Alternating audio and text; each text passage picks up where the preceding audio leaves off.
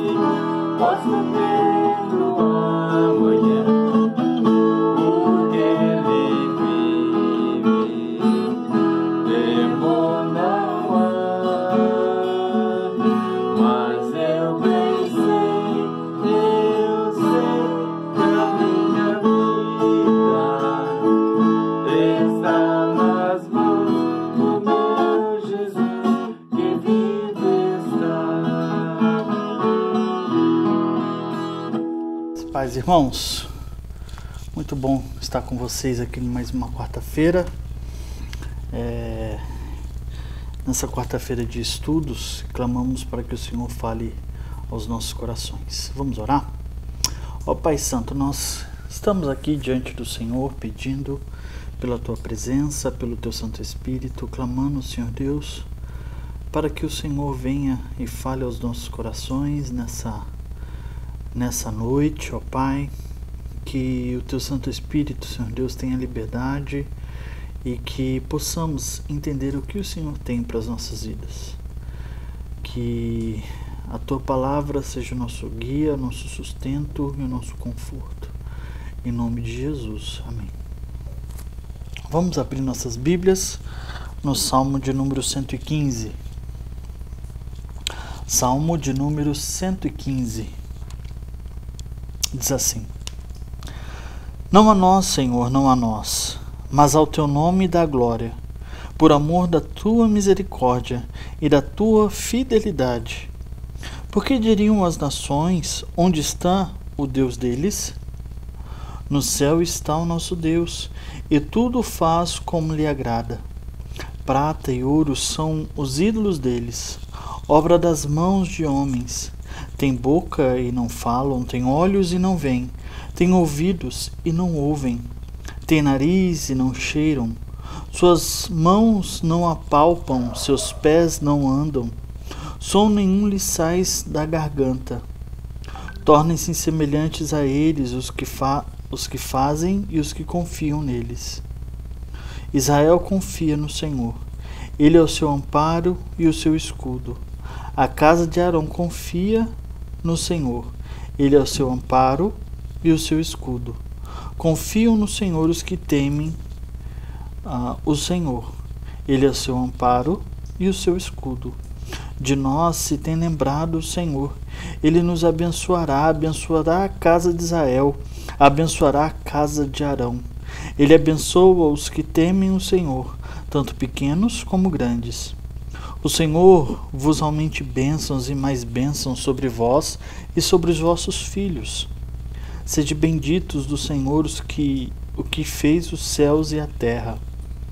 Os céus são os céus do Senhor, mas a terra deu a ele os filhos dos homens. Os mortos não louvam o Senhor, nem os que descem a região do silêncio. Nós, porém, bendiremos ao Senhor, desde agora e para todo sempre. Amém. Aleluia. Esse salmo é um salmo de louvor e de honras a Deus, né? E fala tanto das bênçãos de um Deus criador, de um Deus que cuida, de um Deus que sustenta, tanto pequenos quanto os grandes, que faz a comparação entre os ídolos de outras nações e o nosso Deus criador de todo o universo.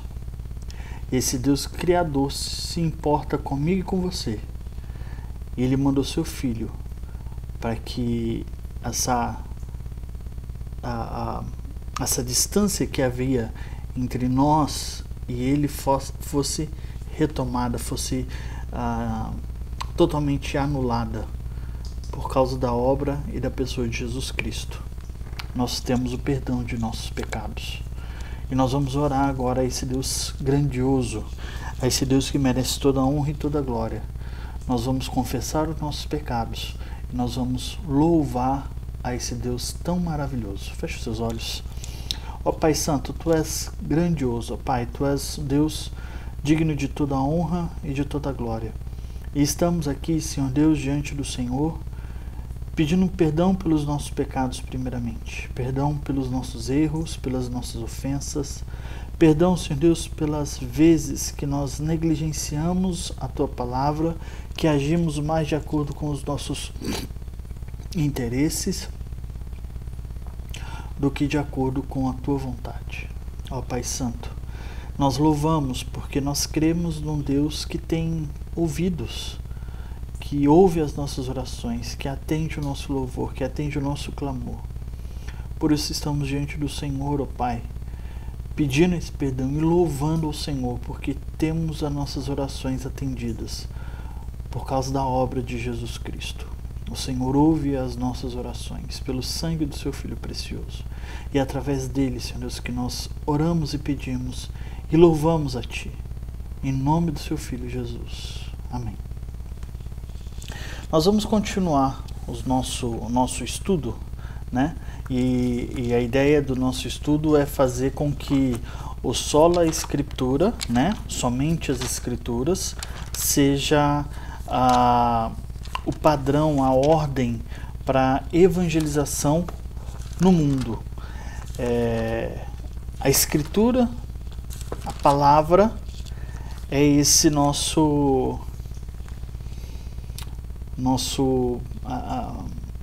guia para essa evangelização do mundo, né? É a base para a evangelização mundial. A sola escritura é uma das solas, né? Dos somentes que guiava a vida dos reformadores do século XVI.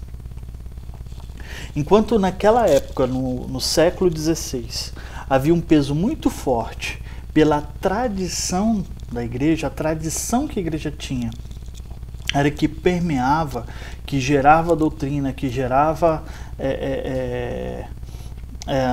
modo de viver da igreja, a tradição. Os reformadores surgem também por causa disso, né, entre outras coisas, mas eles surgem e falam assim: não é a tradição, não é o Papa, não é ninguém. Quem guia as nossas vidas, quem nos fala o modo de viver, quem vai girar a nossa agenda é a palavra do Senhor. Somente as Escrituras, somente ela pode nos guiar e nos moldar. Pois é através dela, da palavra, que Deus fala. Ela é revelação do Senhor e somente ela. As Escrituras são tanto a fonte de identidade quanto seu princípio de autoridade. As Escrituras são a fonte de, vou repetir, as Escrituras são tanto a fonte de identidade quanto o princípio de autoridade da igreja. O que eu estou querendo dizer aqui? Que a igreja é o que é e faz o que faz por causa das Escrituras. É através das Escrituras. Não existe outro caminho, não existe outro meio, não existe outra razão para trazer essa identidade para a igreja e dar autoridade para a igreja fazer o que faz, se não for pelas Escrituras. Não somente ela é tanto a razão da identidade e da autoridade para a igreja, como também a Bíblia é a norma segundo a qual a igreja deve avaliar a sua evolução, deve avaliar a sua evolução contínua na linguagem, no pensamento e na vida. É através das Escrituras em que o que ela fala que a igreja se avalia, que a igreja avalia sua linguagem, o seu pensamento e a sua vida. Entenda a igreja aqui não somente como uma instituição, mas o corpo de Cristo.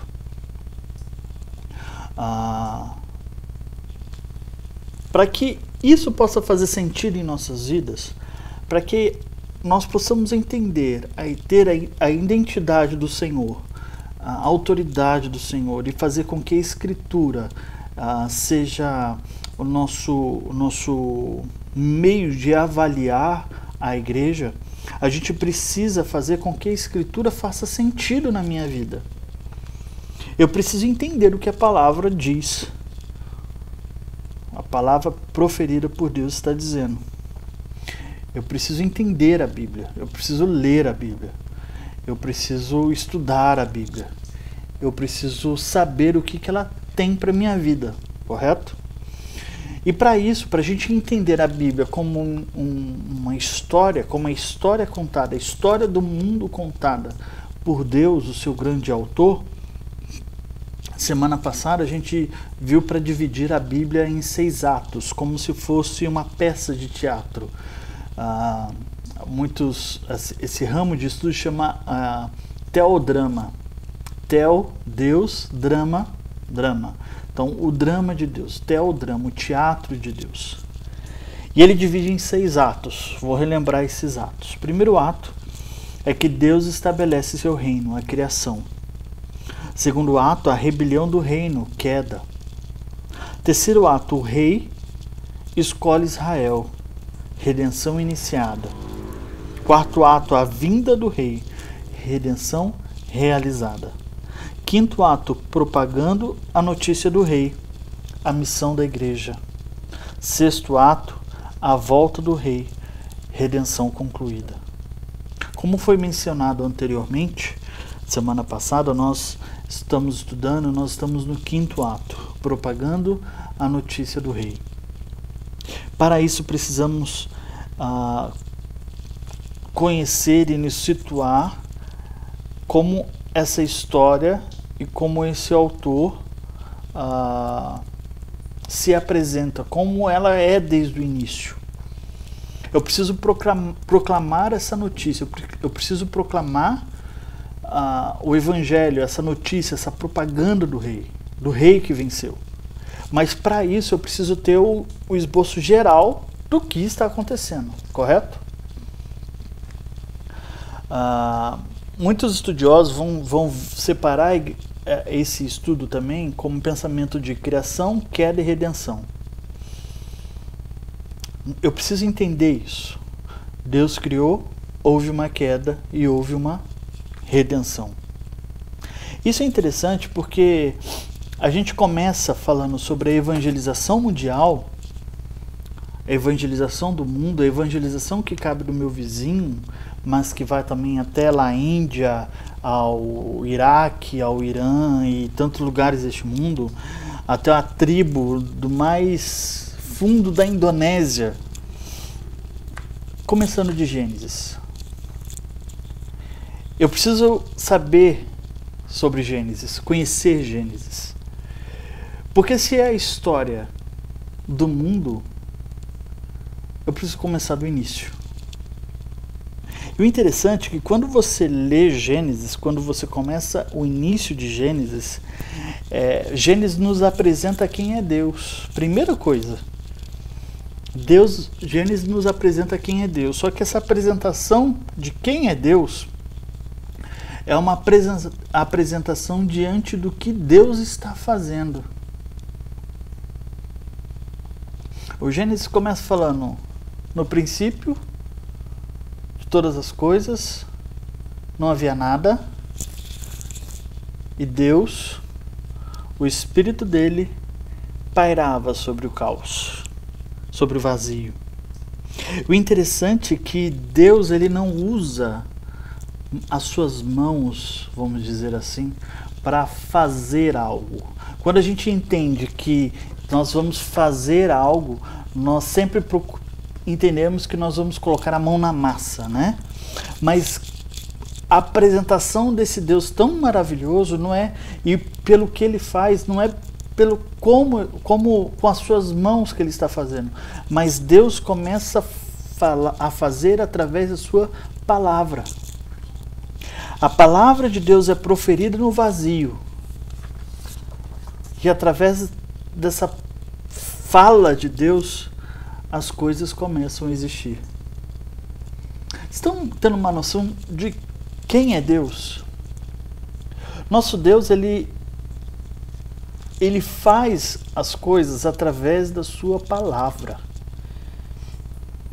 Ele não precisa ter o trabalho braçal. Ele fala. E as coisas começam a existir não de uma maneira arbitrária, não assim, do nada, começa a vir uma bagunça, não. As coisas começam a surgir de uma maneira ordenada e lógica. Se você for ler toda a estrutura de Gênesis 1 e 2, você vai ver algo fantástico que Deus está fazendo. A criação é muito interessante porque o dia 1 equipara com o dia 2, o dia 1 equipara com o dia 4, o dia 2 com o dia 5, o dia 3 com o dia 6. O dia 1, no dia 1, 2 e 3, ele cria os espaços. No dia 4, 5 e 6, ele preenche esses espaços. Por exemplo, no dia 2, ele cria o mar, as águas e os ares. No dia 5, ele cria os peixes e as aves. No dia 3, ele cria a terra. No dia 6, ele cria os animais terrestres. Vocês entenderam? Tem uma lógica. Não é algo do nada, arbitrário, não é algo que surgiu assim. Não. Ele trabalha com uma lógica. E o nosso Deus, ele é fantástico, porque a gente tem uma ideia assim, Deus criou a Terra, né? Deus criou o planeta Terra. Deus não criou somente o planeta Terra, Deus criou o universo. Todas as estrelas, as galáxias, as milhões e milhões de estrelas. Deus criou tudo. Somente pela palavra. Deus é apresentado como o Elohim, o Deus que cria. Mais tarde, somente que é apresentado como Yahvé, correto? O Deus da aliança. Gênesis nos apresenta Deus que cria, o Elohim, que fala. E o interessante, quando você lê Gênesis de 1 a 2, você vê uma natureza bela, perfeita, tudo em ordem, tudo fantástica. De repente vem Gênesis 3. Gênesis 3 é a separação. É onde o homem chega para Deus e fala assim: Deus, tudo que você criou é bom para você, mas eu sei como eu quero viver. Eu sei da minha vida. Eu sei como eu vou caminhar a partir de agora. Só que o problema é que a gente esquece que onde Deus está, ali há vida, porque Deus é vida. E se o homem chega para Deus e fala assim, eu não quero mais você, ele não tem mais a vida, ele tem a morte. É como se essa Bíblia aqui fosse Deus, vamos dizer assim. O homem está aqui em Deus, e ele chega para Deus e fala assim, eu não quero mais, e sai. E o que tem aqui? Nada. Morte. E o interessante é que se você for ler de Gênesis 3 a Gênesis 11, você vai ver o que? Morte, destruição. O tempo todo isso na terra. Morte e destruição. E Gênesis 11, com a Torre de Babel, é o ápice disso. E o interessante é que em Gênesis 11, eles desejam construir a Torre de Babel porque eles queriam fazer o seu nome, o nome dos homens grandiosos, não do Senhor. O foco todo é no homem. O foco todo é o que o homem está fazendo. E Deus chega e fala assim, não, não é assim. Não é assim que se funciona. E o nosso texto base hoje é Gênesis 12. Nós vamos ler o chamado de Abraão. Gênesis 12, de 1 a 9. Vamos ler? Ora, disse o Senhor a Abraão, sai da tua terra, da tua parentela e da casa do teu pai, e vai para a terra que te mostrarei. De ti farei uma grande nação, e te abençoarei, e te engrandecerei o nome. Sê tu uma bênção. Abençoarei os que te abençoarem, amaldiçoarei os que te amaldiçoarem. Em ti farão benditas todas as famílias da terra. Partiu, pois, Abraão, como lhe ordenara o Senhor, e Ló foi com ele. Tinha Abraão 75 anos quando saiu de Harã. Levou Abraão consigo e a Sarai, sua mulher, e a Ló, filho de seu irmão, e todos os bens que haviam adquirido, e as pessoas que lhe acresceram em Harã. Partiram para a terra de Canaã e lá chegaram. Atravessou Abraão a terra de Siquém até o carvalho de Moré. Nesse tempo os cananeus habitavam nessa terra. Apareceu o Senhor a Abraão e lhe disse, darei à tua descendência essa terra. Ali edificou Abraão um altar ao Senhor, que lhe aparecera. Passando dali para o monte ao oriente de Betel, armou uma tenda, ficando em Betel ao ocidente, e Ai ao oriente. Ali edificou um altar ao Senhor e invocou o nome do Senhor. Depois seguiu Abrão dali, indo sempre para o Negueb. Olha só que interessante, nós temos o Deus que cria todas as coisas, que cria tudo perfeito através da sua palavra, através do que ele diz, as coisas começam a existir, o vazio começa a ter coisas, a queda, a desobediência, o homem chega para Deus e fala assim, eu não preciso de você. E quando o homem fala isso para Deus, de Gênesis 3 a Gênesis 11, nós vemos destruição, caos, morte, guerra. Nós vemos um momento da nossa terra muito tenebroso. E o pico disso é Gênesis 11, como eu disse, a Torre de Babel, onde os homens dizem, vamos tornar célebre o nosso nome.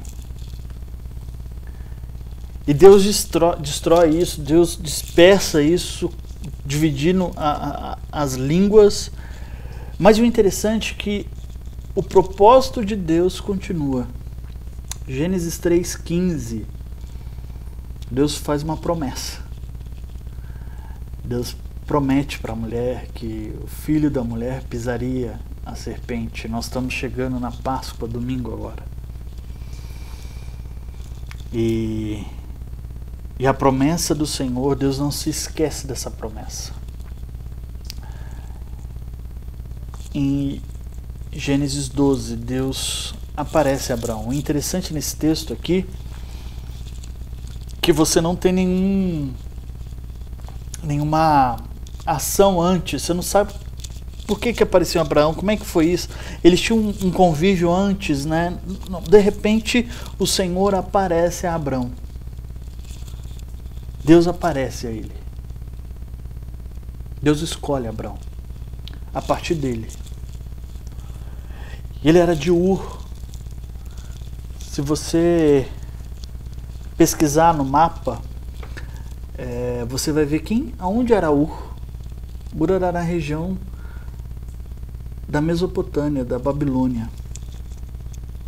E Babel era da região da Babilônia. Então, Deus escolhe Abraão ali da região onde era a Torre de Babel mesmo, ali perto, ali no mesmo espaço, vamos dizer assim. A gente não sabe a localidade, mas é na região da Mesopotâmia.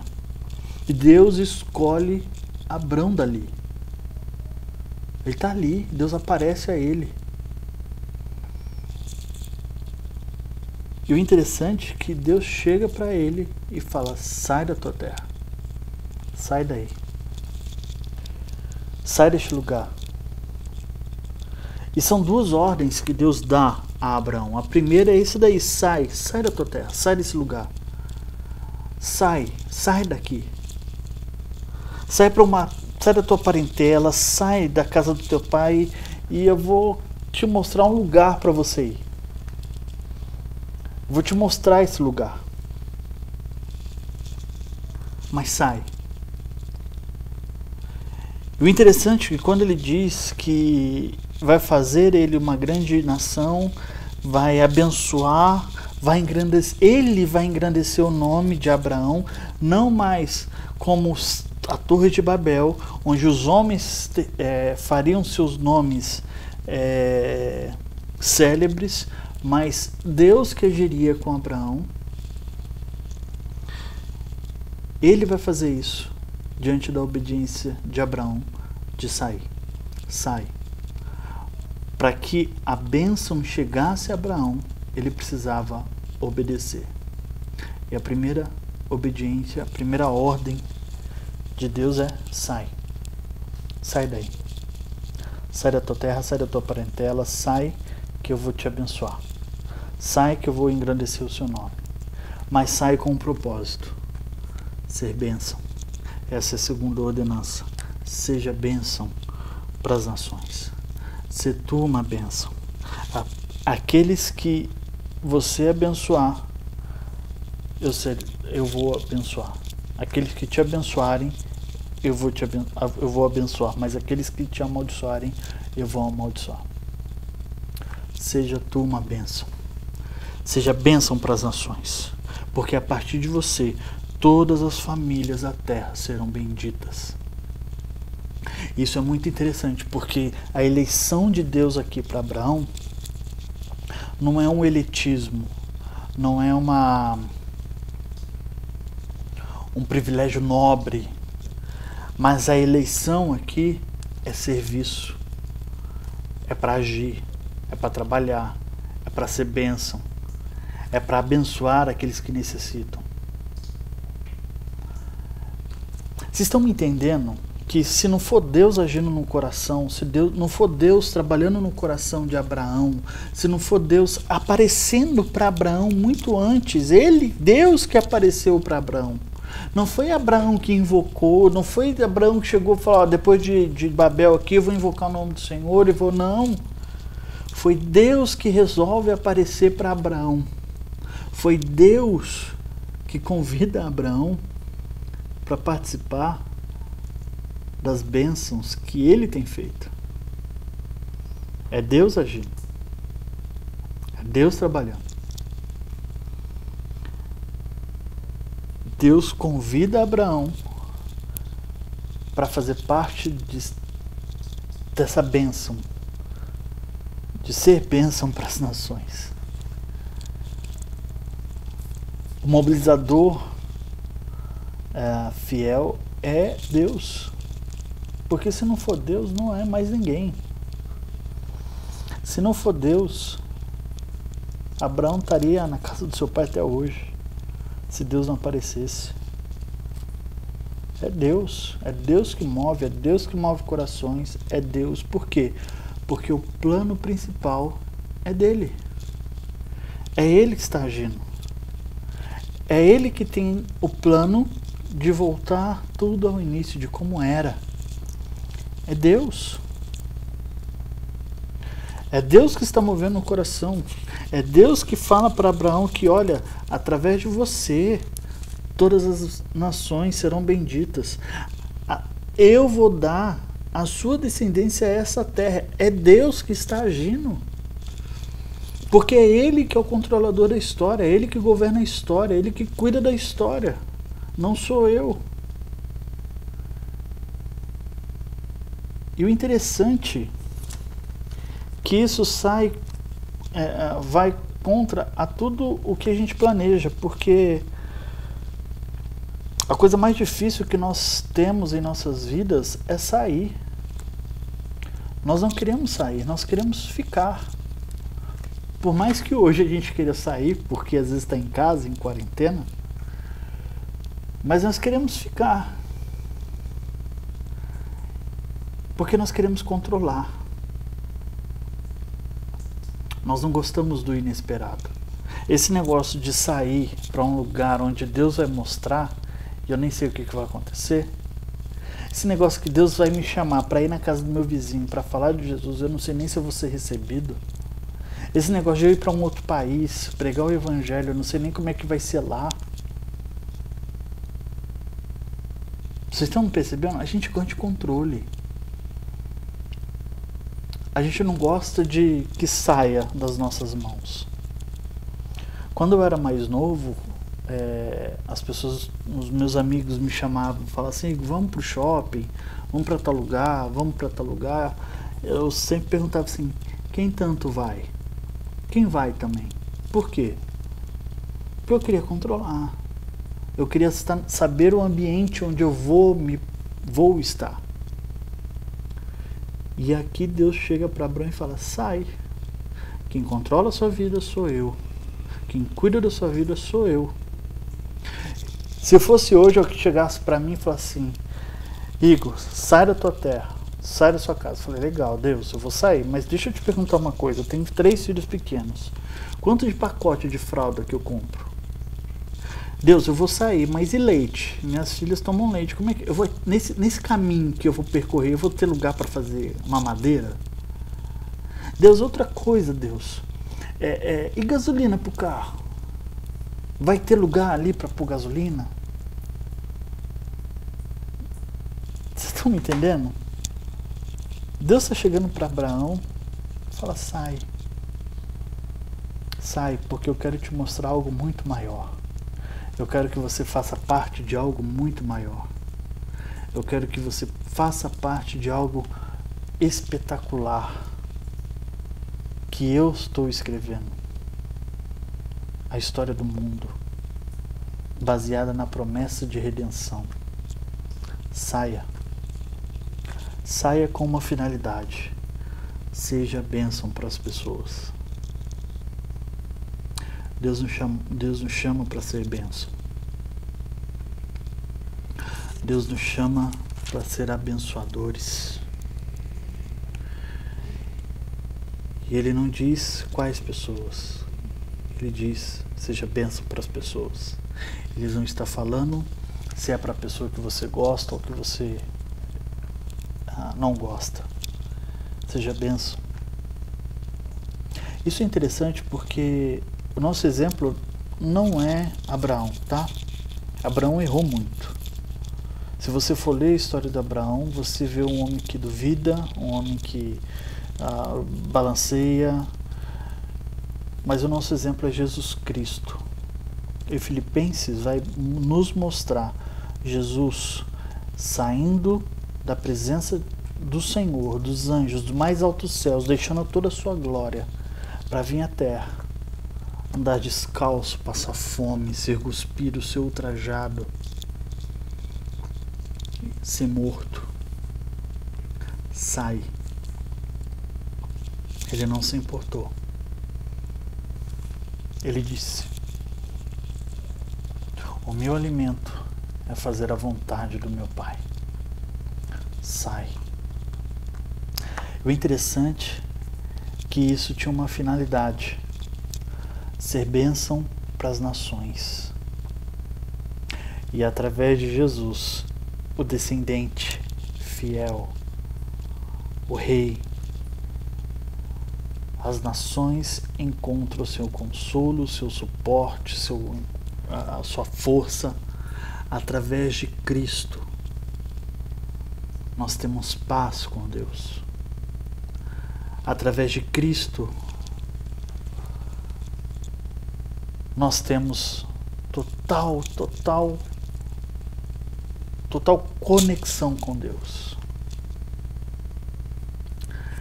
Ser bênção para as nações. Vocês estão me entendendo como é que a Bíblia, como é que a palavra amarra isso? O foco do Senhor Jesus, o foco de Deus, melhor dizendo, o autor da história, é cumprir o que ele planejou: criação, queda e redenção. Esse é o foco dele. Isso que ele quer. E ele não somente quer, mas ele já planejou, porque já está escrito aqui.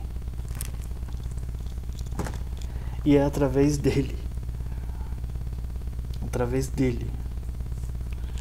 Nós temos a certeza que irá se cumprir. E a certeza de que qual é o nosso papel na história. Deus está nos chamando para agir. Deus está nos convidando para sair e ser bênção para os povos. Nos últimos 10, 15 anos, nunca se converteu tanto muçulmano na história do que nesses últimos 10, 15 anos. E Deus está nos chamando. Está falando: você quer participar disso? Você quer participar disso que eu tenho feito com povos muçulmanos, hindus, budistas? Você quer participar disso que eu tenho feito com os povos tribais, com os índios? Você quer participar do que eu tenho feito na vida do seu vizinho? Você quer participar? Para isso, obedeça. Saia e seja bênção. Você pode ter certeza, irmãos, que através da palavra é que nos incentiva a ir na evangelização mundial. E o que eu gostaria de pensar com os irmãos, e isso vai para a semana que vem, é: por que Deus está fazendo isso? Deus está me chamando para participar de algo muito grande. Deus está me chamando para participar. Deus está me convidando a participar de algo que Ele escreveu. Mas por que Ele está fazendo isso? Você já se perguntou? A gente vai ver semana que vem. Ok? Vamos agora ter um momento de oração, intercessão. Pedir para que o Senhor fale também durante essa semana as nossas vidas e cuide daqueles que precisam, cuide daqueles que estão enfermos, cuide dos necessitados, dos médicos, de tantas pessoas que estão trabalhando nesse momento de coronavírus. Vamos orar? Ó Pai Santo, nós louvamos ao Senhor, ó Pai, por tantas bênçãos que o Senhor nos deu. Louvamos ao Senhor porque a maior bênção está em Cristo Jesus, o autor e consumador de todas essas coisas. Eu louvo ao Senhor pelo teu amor e pela tua graça, e peço em nome de Jesus que este amor, que essa graça, que esse conforto possa chegar, Senhor Deus, à vida daqueles que precisam neste momento, daqueles que estão enlutados, daqueles que estão doentes, daqueles que estão lutando, que estão trabalhando tanto, Pai, para que a nossa vida volte ao normal. Ó Pai Santo, redobre suas forças, redobre seu ânimo, redobre, Senhor Deus, o seu entendimento, Pai, para que a mente e o coração estejam bem nesse trabalho.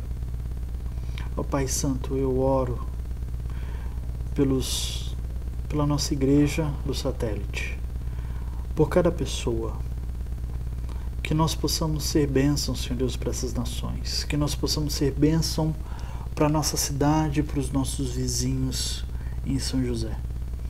Que o Senhor, ó Pai, possa ser o nosso guia, que a Tua palavra possa ser o meio pelo qual nós temos autoridade para agir, e onde nós conseguimos ter a nossa identidade. Nós pertencemos a um Deus maravilhoso, Criador do universo. Não é um Deus tribal, um Deus regional, mas é um Deus que criou todas as coisas. Por isso, Pai, em nome de Jesus, cuida, Senhor, de nós, cuide da nossa igreja. Derrama a Tua graça, Senhor Deus, sobre todos. E que o amor de Jesus e as ternas consolações de Deus estejam sobre a vida do povo de Deus, sobre os missionários. Esteja alcançando a cada um para louvor e glória do Teu santo nome. Em nome de Jesus. Amém. Que o Senhor possa abençoar, que o Senhor possa cuidar de cada um. Tenha uma semana frutífera na presença do Senhor. E nos encontramos tanto na escola dominical, com os jovens, com os adultos, as outras salas, também ao culto à noite e semana que vem também no estudo de quarta. Grande abraço, que o Senhor esteja com vocês. Hino Rocha Eterna 136.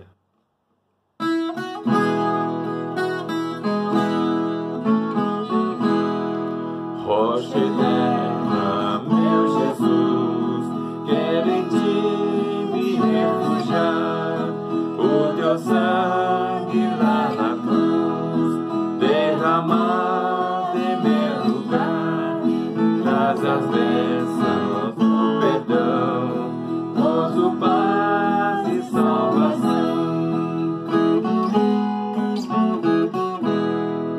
Não por obras nem penar, plena paz serei aqui. Só Tu podes consolar, há perdão somente em Ti. Rocha eterna, só na cruz, eu confio, ó meu Jesus.